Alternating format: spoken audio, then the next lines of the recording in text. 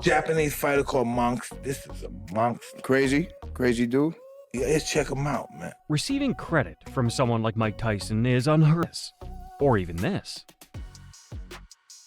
From being unknown in Japan to being one of the only fighters to hold multiple world championships in 4 divisions, this is the story of Naoya Inoue, better known as the Monster.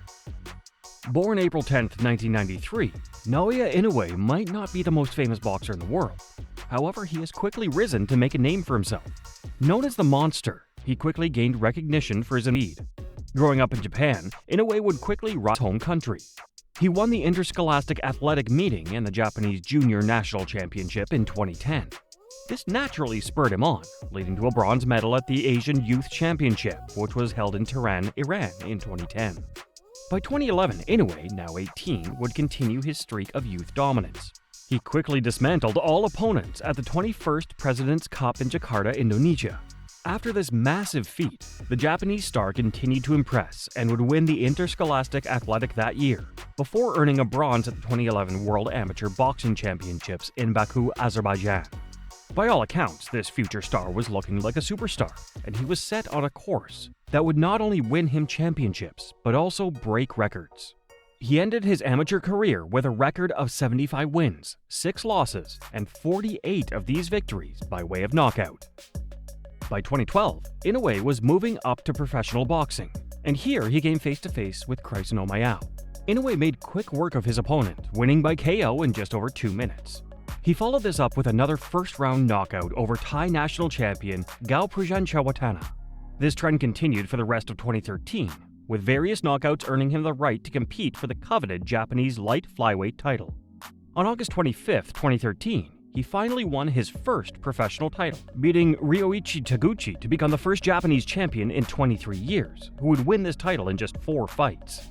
By all logic, Inoue was looking like a superstar, and his career was still in its infancy. Over the next couple of years, Inoue continued dismantling everyone put in front of him.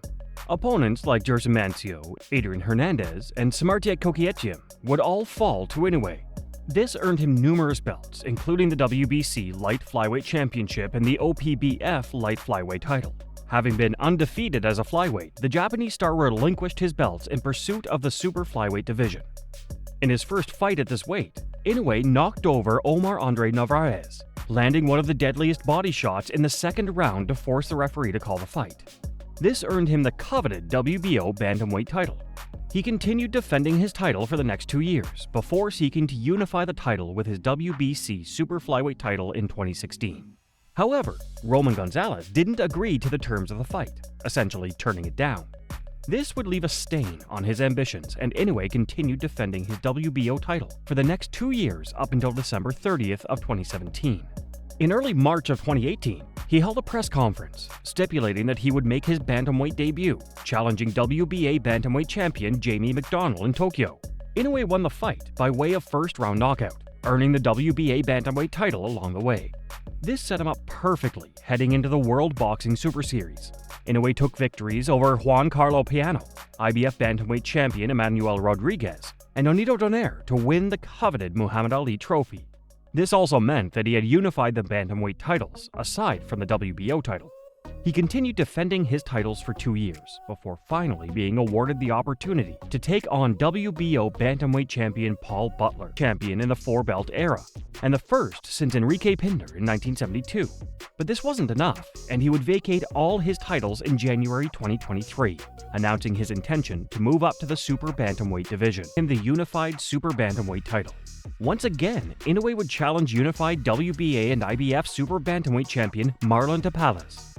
He would go on to defeat Tapales with a 10th-round knockout, becoming the first ever super bantamweight undisputed champion. This made him a 2-division undisputed champion at the age of just 30. However, this almost came to a halt in his mandatory title defense against Luis Nery. He would be knocked down for the first time in his career during the opening round, and the fans were stunned.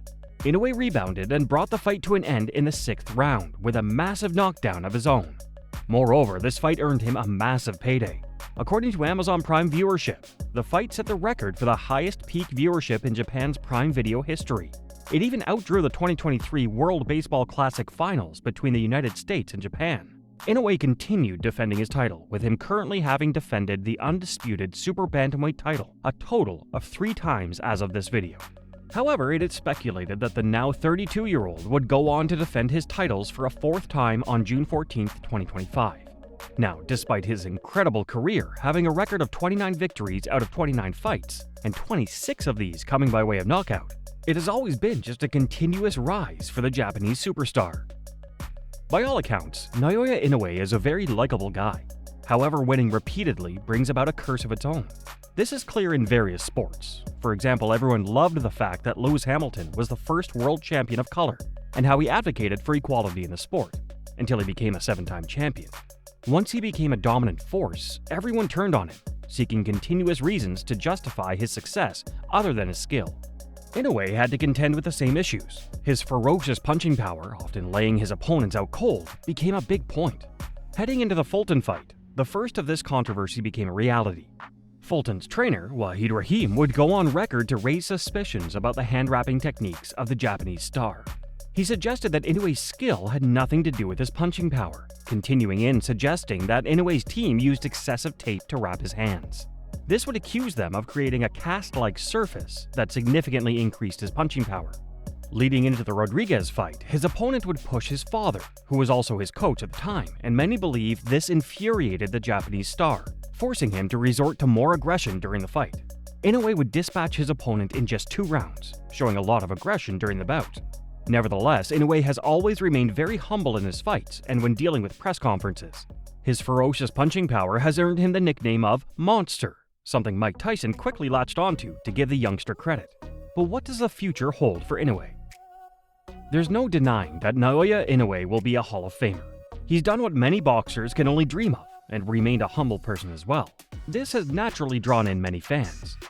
With a substantial record and a decent amount of money, he might now be considered one of the greatest fighters ever. Unfortunately, the Japanese star still has a fair way to go if he is to compete with the record of Floyd Mayweather. However, the Japanese star has nothing more to prove and could potentially shift his focus to taking on big payday fights. At some point, his record will become a target, and it doesn't seem like anyone in either the bantam or super bantamweight divisions will dethrone him anytime soon.